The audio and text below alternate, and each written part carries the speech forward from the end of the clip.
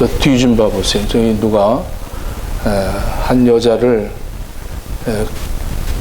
옷이 다 벗겨져서 끌고 지금 이렇게 예배 드리는데 들어오고 있다고 생각을 해보십시오. 이렇게 좀 경건하게 우리가 예배를 드리고 있는데, 이렇게 예배 드리고 있는데 그렇게 어느 사람들이 하면서 한 여자를 데리고 와서 이 앞에서 탁 놨다고 생각해 보십시오. 오늘 장면이 바로 이제 이런 장면입니다.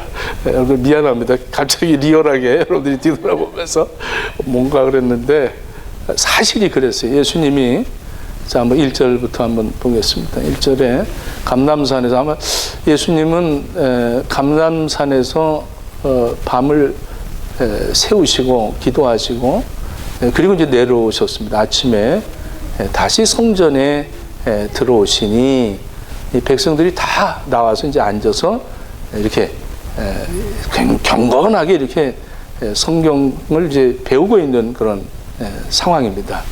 그런데 3절에 서기관과 바리새인들이 음행 중에 잡힌 여자를 끌고 와서 가운데 이렇게 세워놨다. 그리고 이제 4절에 예수께 말하되 선생님, 랍비여 이랍니다.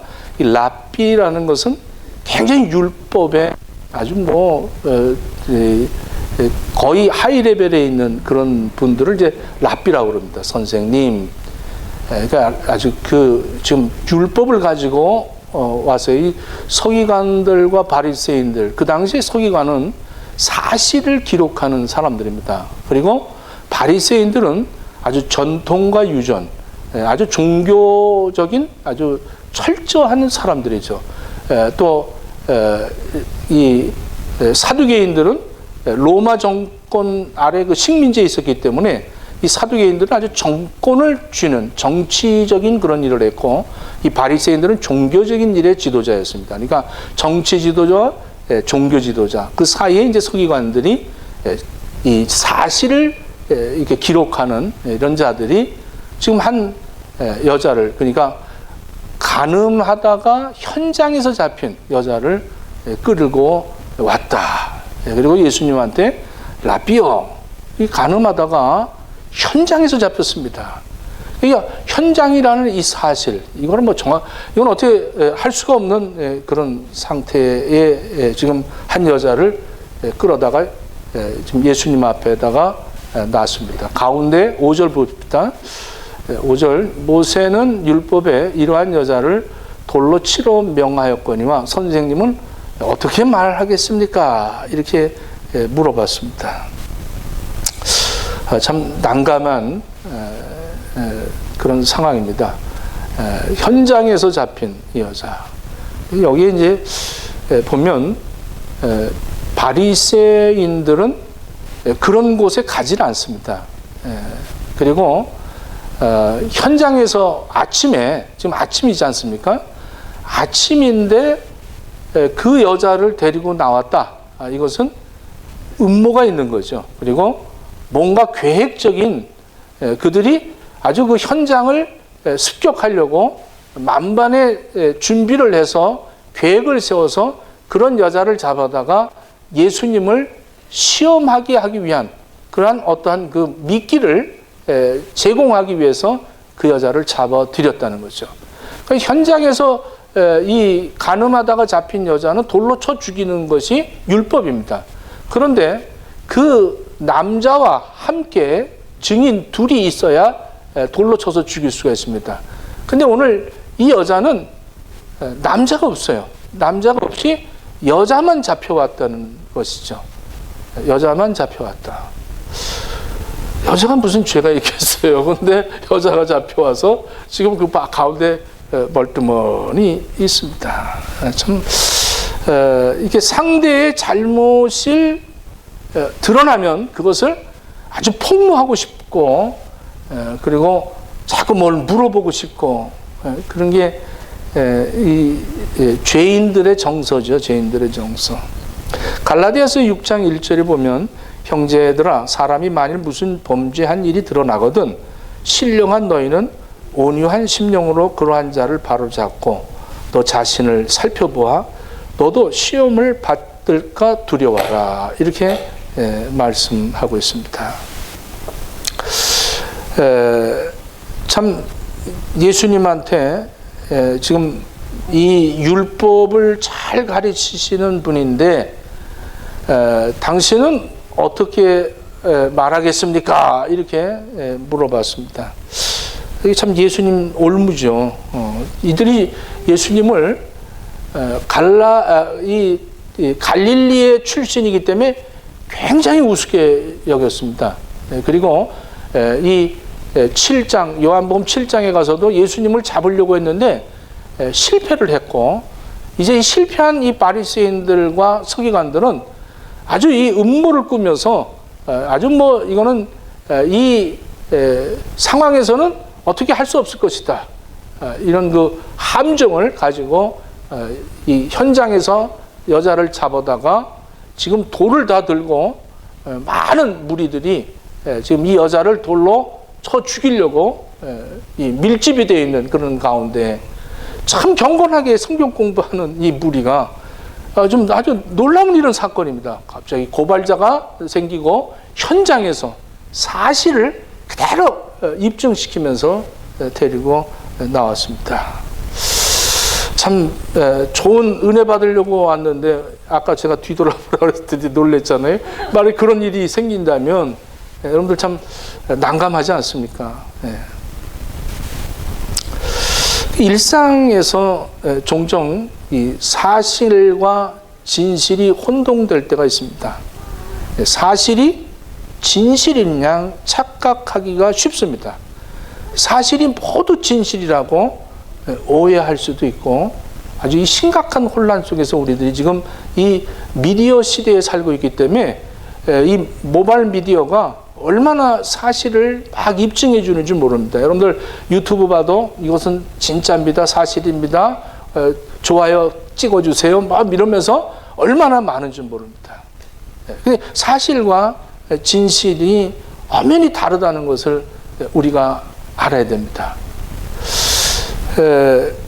이 7명의 맹인이 코끼리를 이렇게 만지면서 다리를 잡은 맹인은 아마 코끼리는 기둥과 같이 생겼다.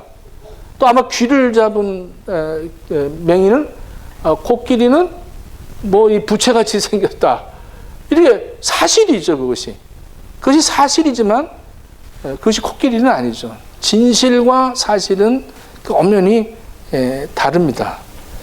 근데 우리는 팩트, 사실이야, 팩트야, 이러잖아요. 근데 이 truth, 진실과 사실, 이건 엄연히 다르죠. 영어를 좀 하니까 웃는데, 미안해요. 영어 발음이 좀 안 좋아서. 근데, 이 진실이라는 것은, 진리라는 뜻입니다. 진리. 변함이 없다는 거죠.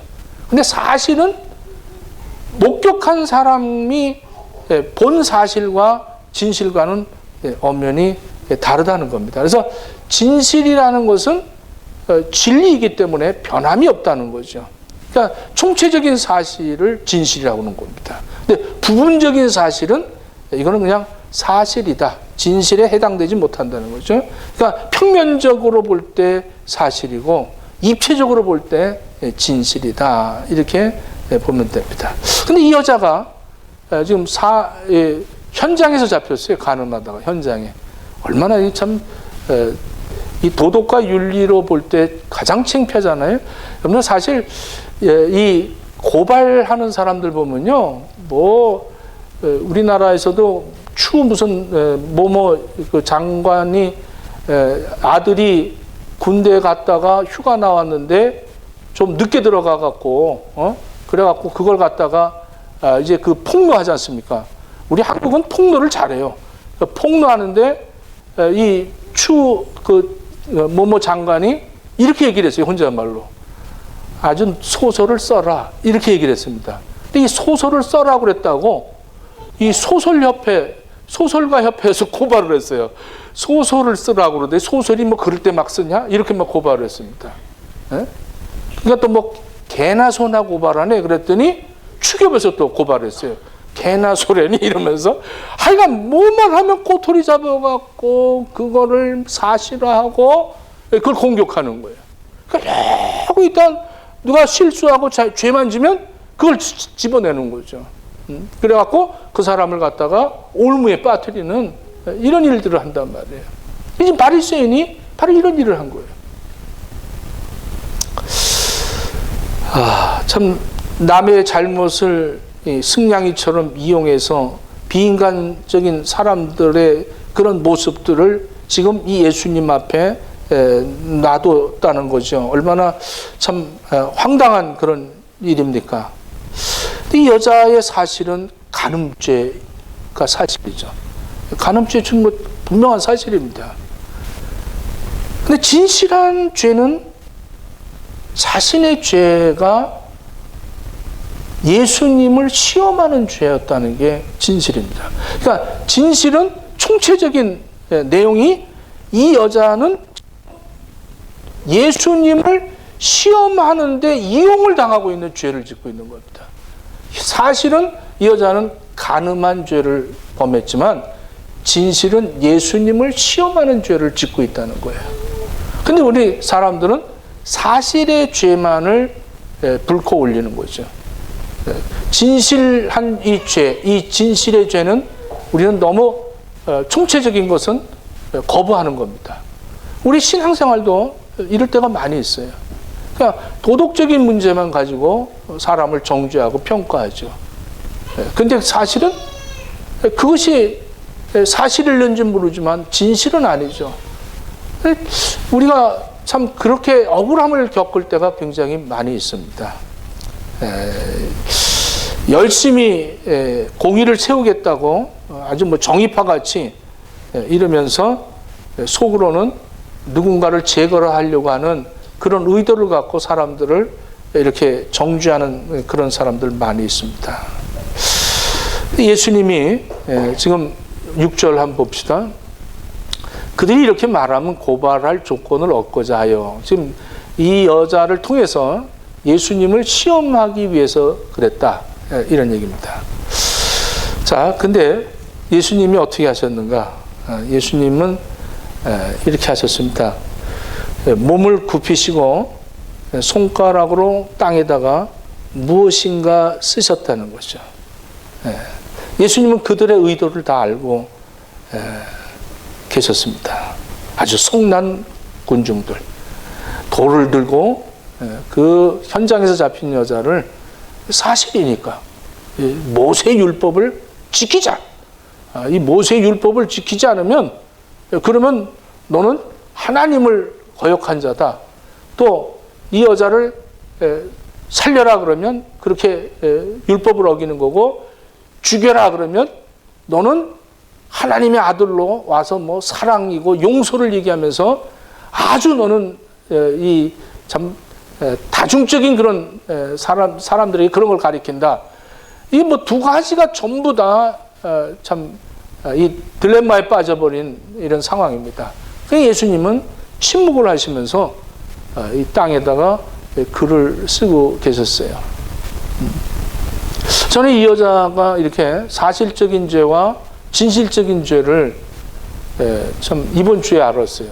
이번 주에 이것을 발견하고 우리 교인들에게 전달해라, 이런 하나님의 뜻을 순종하고 이것을 전달하고 있는 겁니다. 예수님이 땅에다가 왜 글을 쓰고 계셨을까? 이 하나님이 인간의 육신을 오셔서 땅에다 글을 쓰신다. 하나님이 글을 쓰시던 일들이 한두 번 있었습니다. 시내 산에서 하나님이 모세에게 그 10계명을 줄 때에도 돌판에다가 하나님이 직접 글을 쓰셔서 그 모세에게 주었죠. 또 그 느부갓네살 임금이 그렇게 잘못할 때 손가락이 벽에 나타나서 메데 우바르신 하고 이 글을 쓴 적이 있습니다. 그리고 오늘 예수님이 지금 현장에서 잡힌 간음한 여인, 돌을 들고 지금 죽이려고 하는 그 바리새인들과 무리들, 서기관들 아주 기록하면서 이건 사실입니다, 이러면서 이러고 있는 이런 상황입니다. 근데 예수님께서 침묵하고 계세요. 예수님은 왜 그러셨을까? 뭘 쓰셨을까? 어떤 학자들은 한 사람 한 사람 거기 온 사람들을 이름을 다 쓰고 계셨다고 그래요. 한 사람 한 사람. 김민경, 허대원, 김소연, 유수진이 이렇게 하고 전부 썼다는 거예요. 이렇게 딱 일일이 쓰고 있었다는 거예요. 씩씩하면서. 여러분들도 지금 만약에 그런 상황이라면 여러분들 이름도 다 기록이 됐다는 거죠. 근데 그것이 아니라 성경적으로 봤을 때는 너희들이 지금 가지고 온 이 율법으로 사람을 죽이려고 하는 율법이 누가 쓴 거냐? 하나님이 쓰신 거 아니냐? 하나님의 의도가 뭐냐? 그 율법의 진실이 뭐냐? 율법의 그 진리가 뭐냐? 이거를 지금 가르쳐 주는 거예요. 그래서 예수님은 침묵하고 계신 겁니다. 그들이 깨닫게. 그리고 예수님이 일어나셨어요. 7절에. 일어나셔서 그들이 너무 왜 말을 안 합니까? 이러고 재촉을 한 거죠. 묻기를 맞이하는지라 일어나셔서 아주 간략하게 너희 중에 죄 없는 자가 먼저 돌로 치라. 이렇게 얘기합니다. 너희 중에 죄 없는 자가 먼저 돌로 쳐라. 이게 참 너희 중에 죄 없는 자가 이 먼저라는 게 팍 들어와요. 먼저 돌로 치라는 거예요. 그러니까 지금 이게 돌 들고 의기양양한 이 사람들 중에서 죄 없으면, 그러니까 이런 모세 율법에 보면 이 죄가 사실적인 이 사건을 놓고 이 죄와 비슷한 죄를 진 사람은 이 사람 앞에 정죄할 수가 없습니다. 그런데 지금 예수님께서 너희 중에 죄가 없는 사람이 먼저 돌로 쳐라. 이렇게 얘기를 합니다. 그러니까 다 여러분들 죄 없습니까? 지금 그렇잖아요. 우리가 이제 이 사회적으로 이민사회도 그렇습니다. 이제 누구를 하나 죽이려면 누구를 하려고 하면 뭐하니까 저를 이제 미워서 누가 나를 공격하면 이렇게 두 가지의 그 공격 방법이 있습니다. 하나는 그 행보에게 목사 좀 비리가 있다. 물질적으로 뭔가 좀 그렇다. 누구한테 돈을 받고 뭐 종교 비자를 내줬다. 뭐 막 이러면서 이렇게 하면 사람들이 이거 사실도 아닌데 입증도 하지 않은 걸 가지고 소문을 내기 시작을 하는 거예요.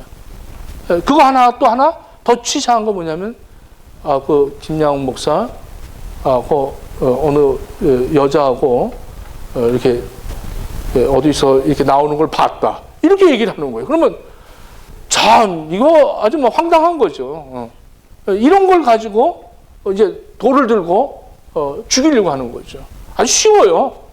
이 사회의 구조가 사람을 죽이는, 매장시키는 건 너무 쉽게 그렇게 한다는 거예요. 이 율법을 가지고 지금 떼드는 거예요. 도덕과 윤리를 앞세워서 율법의 법을 가지고 도덕과 윤리를 가지고 율법을 가지고 와서 율법으로 처벌하겠다는 겁니다. 이것은 만약 현장에서 잡혔으면 그 남자와 여자 증인 둘만 있으면 그 자리에서 그냥 돌로 쳐서 직결재판을 할 수 있는 겁니다. 이건 아주 종교적으로 그 법으로 의해서 그렇게 할 수 있는 겁니다. 근데 그러지 않고 남자는 놔주고 여자만 데리고 와서 예수님을 시험하기 위해서 그런 거죠. 목적이 뚜렷한 겁니다. 이들의 진실은 예수님을 죽이려고 하는 거예요. 그리고 사실은 이 여자는 현장에서 잡힌 여자고, 예수님은 율법의 진실을 지금 가르쳐주고 있는 겁니다. 율법의 사실을 얘기하고 있잖아요. 이 모세 율법에 돌로 치라고 그랬는데 당신은 뭐라고 그럽니까? 이 사실을 그냥 사실을 내놓고 얘기하는 거예요. 근데 예수님이 먼저 돌로 쳐라. 먼저? 네가 먼저 해봐. 난 못한다. 네 해라. 나 못한다. 그럼 허대원이 해라. 난 안 된다고. 그러면 김소연이 해라. 나도 안 돼.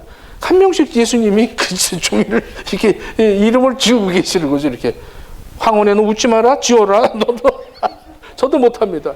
막 이규영 할 수 있어요? 돌 칠 수 있습니까? 못합니다. 전부 자 보세요.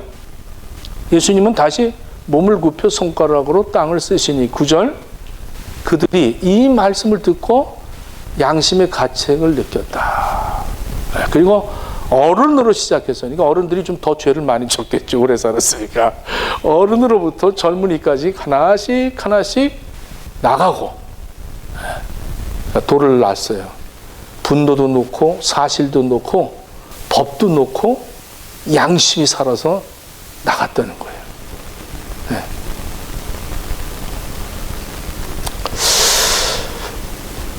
참 이 의기양양했던 이제 뭐 이 사건 앞에서 이 딜레마 앞에서 예수님은 꼼짝 못하고 걸릴 것이다. 확신을 가지고 계획을 세워가지고 돌을 들고 분노를 일으키며 그리고 왔던 이 사람들이 양심의 가책을 받았다. 하나씩 돌아갔다. 참 굉장한 이야기입니다. 이게. 여기서 우리는 이 사건을 한 여자를 우리 예수님이 구원하셨는 줄 알았어요.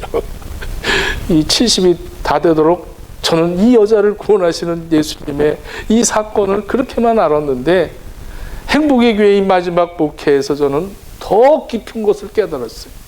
예수님은 모두를 구원하셨어요. 돌을 든 그 사람들을 다 구원하시기 위해서 침묵하셨어요. 다 놓고 그들은 하나씩 나갔다는 거예요. 이사야 선지자가 이사야서 6장에 보면 그 성전에 가서 하나님의 임재를 보는 순간에 이사야만큼 훌륭한 선지자가 어디 있어요?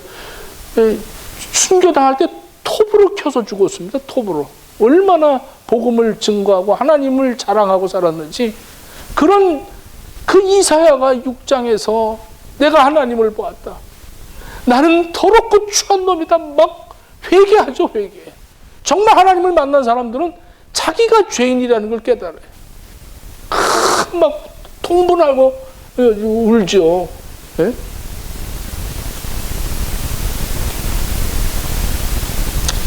이사야서 6장 5절에 보면 그때에 내가 말하되 화로다 나여 망하게 되었도다. 나는 입술이 부정한 사람이요 나는 입술이 부정한 백성 중에 거주하면서 만군의 여호와이신 왕을 배웠음이로이다. 나는 부정한 종입니다. 이렇게 얘기합니다. 로마서 2장 3절로 4절에 보면 이런 일을 행하는 자를 판단하고도 같은 일을 행하는 사람아 내가 하나님의 심판을 피할 줄로 생각하느냐 혹 내가 하나님의 인자하심이 너를 인도하여 회개하게 하심을 알지 못하여 그의 인자심과 용납하심과 길이 참으심이 풍성함을 멸시하겠느냐 이렇게 말씀합니다. 바울의 얘기죠. 기회를 줬는데 양심이 막 찔리면서 이들은 거기서 자기를 깨달았어요. 아 나도 죄인이구나. 나도 돌에 맞아야 될 사람이구나. 이게 진실인 거예요. 이 율법의 진실입니다. 지금 하나님이 말씀을 주신 진실이 바로 이거예요. 이게 진리인 거예요. 다 구원하셨다고요. 죄 없는 자가 먼저 돌로 치라는 겁니다. 참, 이 말씀이 그냥 화살이 팍팍 꽂혔을 것 같아요. 지금 꽂혀요, 안 꽂혀요? 안 꽂히면 제가 좀 더 리얼하게 한 옥타브를 더 올려서 해야 될 것 같아요.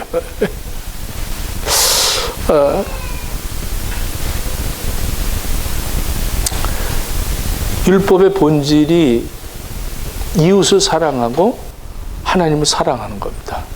율법의 완성은 하나님을 사랑하고 이웃을 사랑하는 거예요. 근데 양심의 가책으로 어른부터 하나씩 나갔다.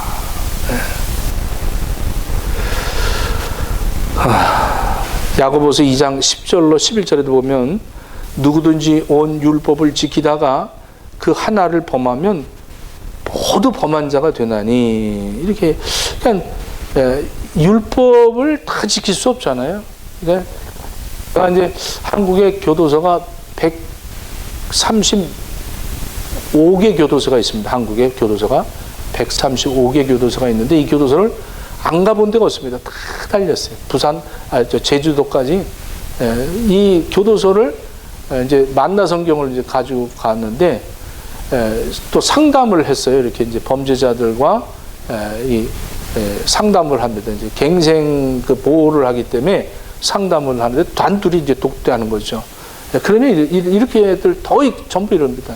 근데 억울하다는 거죠. 내가 우리가 7, 8명이 같이 죄를 졌는데, 난 재수 없어서 잡혔고, 걔네들은 재수 좋아서 안 잡혀서 지금 잘 살고 있다는 거예요. 그러면 나가면, 이놈들 가만 안 놔두겠다. 그래서 내가 너무 억울해. 그럼 뭐가 억울하냐니. 걸린 게 억울한 거예요, 걸린 게. 그리고 또, 이제 이렇게 뭐 명성교회 뭐 이렇게 여전도에 데리고 이렇게 이제 같이 갑니다. 이렇게 가서, 이렇게 이제 위문하는 거죠. 그래서 떡도 갖고 가고 그러면 이 사람들은 안 걸린 죄인이고 이 사람들은 걸린 죄인밖에 안 돼요. 근데 그 교도소 안에서의 걸린 죄인들은 자유로워요. 그래서 안 걸린 죄인들은 교도소에 들어가면 불편합니다. 따라오세요? 그럼 따라가야 돼요. 다른 거 보지 마세요? 그럼 다른 거 안 보고 아주 거기서는 굉장히 불편합니다. 왜? 죄를 안 졌기 때문에. 그 아니라 안 걸렸기 때문에. 걸린 죄인과 안 걸린 죄인이 같이 예배를 드리는 거죠. 지금 그 마찬가지예요. 지금 그 돌을 든 사람들도 죄인인데 안 걸렸을 뿐이지. 근데 이 여자는 걸렸을 뿐이고.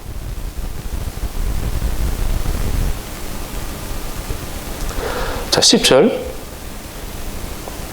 예수께서 여자 외에 아무도 없는 것을 보시고 이르시되 여자여 너를 고발하던 그들이 어디 있느냐?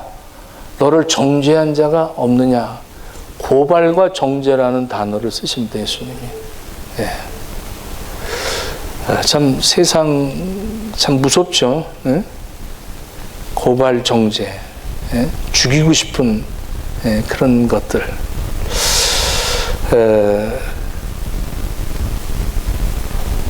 참 이 두 부류를 이렇게 보면 이 여자를 보면 정말 연약한 거예요. 아주 연약한 거예요. 그것 걸리면 죽을 수밖에 없는데도 그거를 본능을 이길 수 없어서 그렇게 죄를 범하는 아주 연약한 존재.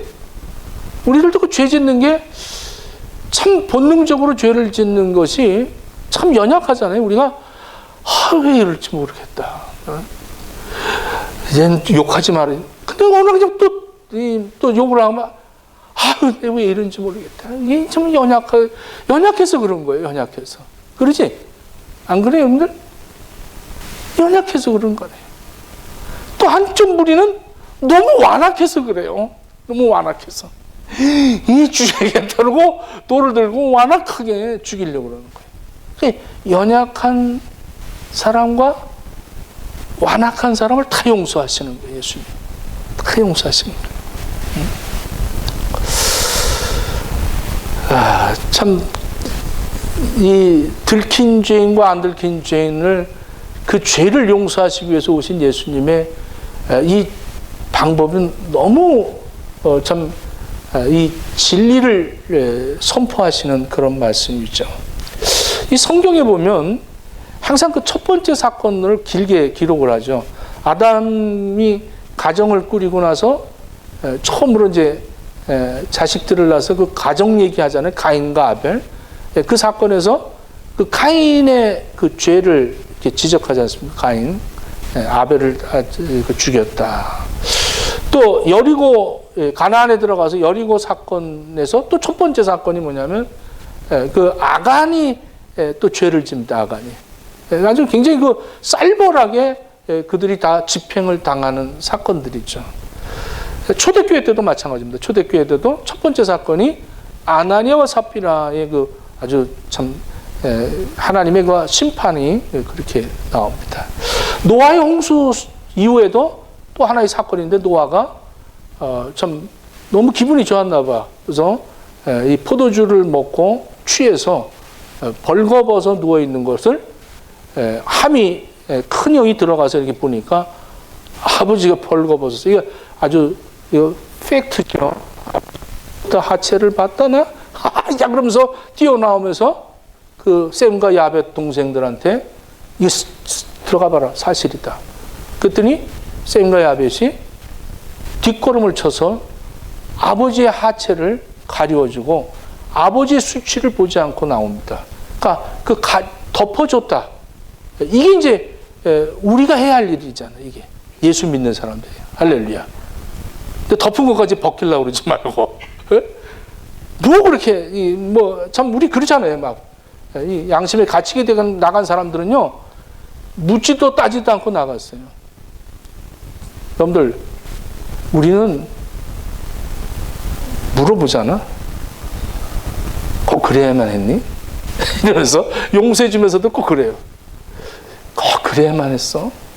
나 당신 때문에 너무 힘들었어? 꼭 그랬어야 됐어? 막 이러면서 꼭 물어봐. 그리고 캐는 거야. 뭐 또 캐다가 싸운다니까. 캐다가 또 싸워요, 이제. 그렇고 뭐 또 감정이 이제, 사탄은요, 용납 없습니다. 뭐 얘기할 때 자꾸 건드려요. 감정을 자꾸 유발시킵니다. 그래서 감정이 싸워서, 이거 선과 악의 싸움도 아니야. 승리는 누구야, 항상? 마귀야. 승리는 마귀가 한다니까. 그 싸우지 말어. 싸우지 말고 덮어. 할렐루야. 또 내가 이렇게 눈동자 딱 받으면, 어머, 목사님이 나한테 그러시나? 이랬는데, 그게 아니라, 이거 덮어야 된다니까. 덮어야 되는데, 그런데 그걸 덮지를 못해요. 그리고 분노라는 거예요. 그리고 항상 용서해 준다는 거예요. 근데 꼭 그래야만 했냐고. 그걸 못 참았어, 그래? 그게 당신 어저께 안 한다고 그랬잖아. 근데 그걸 또 못 참았어. 이러고 싸우면 또 싸움이 나는 거예요.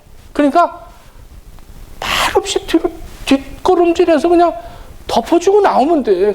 근데 그거를 한번 봐보세요.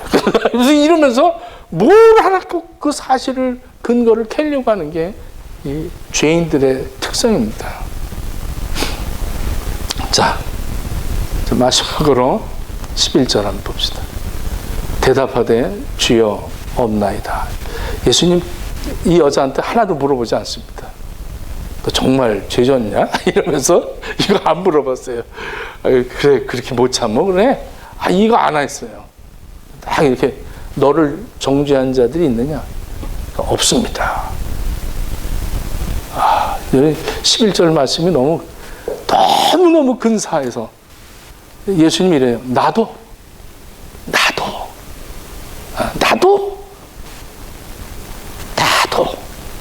쟤네들처럼 돌을 놓고 나간 쟤네들처럼 이 얘기하는 거예요, 지금. 쟤네들처럼 나도 너를 정죄하지 않는다. 쟤네들이 정죄하러 갔다가 정죄를 포기하고 나갔는데 나도 쟤네들처럼 너를 정죄하지 않는다. 이게 주님이 가르쳐 주신 기도입니다. 우리가 우리에게 죄 지은 자를 사하여 준 것처럼 우리의 죄를 사하여 주옵시고가 바로 이거예요. 예수님은 바로 그것을 실천하시는 거죠. 쟤네들이 너를 용서했듯이 나도 너를 용서한다. 그리고 묻지도 따지도 않으시고 예수님이 이럽니다. 내일을 향해서 전진하라. 다시는, 자, 한번 11절 같이 한번 읽어보겠습니다. 시작. 대답하되 주여 없나이다. 예수께서 이르시되 나도 너를 정죄하지 아니하노니 가서 다시는 범하지 말라. 내일을 살아가는 그 삶에서는 다시는 죄짓지 마라. 오늘 한 주간 동안 죄짓지 말고 삽시다. 할렐루야. 기도하겠습니다. 오늘과 내일을 위해서 명령만 하신 우리 주님, 오늘도 우리 행복의 식구들 전체가 하나님 앞에 용서받음을 깨닫고 용서하며 살게 하시고 죄짓지 않고 살게 저들에게 하나님의 말씀에 진리를 깨닫게 허락해 주옵소서. 우리의 죄를 깨달아 알게 하시고 양심의 가책을 갖게 하시고 사실만을 주장하지 않고 진리를 주장할 수 있는 믿음의 소유자들 다 되어지도록 허락해 주옵소서. 예수님 이름으로 기도드립니다. 아멘.